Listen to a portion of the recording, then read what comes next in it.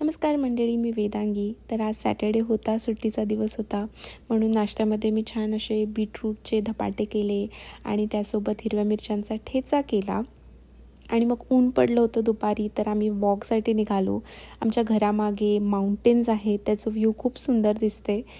आणि मला अमेरिकेतली गोष्ट ही आवडते की इथे कम्युनिटीच्या अवतीभोवती असे खूप ट्रेल्स केल्या असतात जिथे तुम्ही वॉक करू शकता.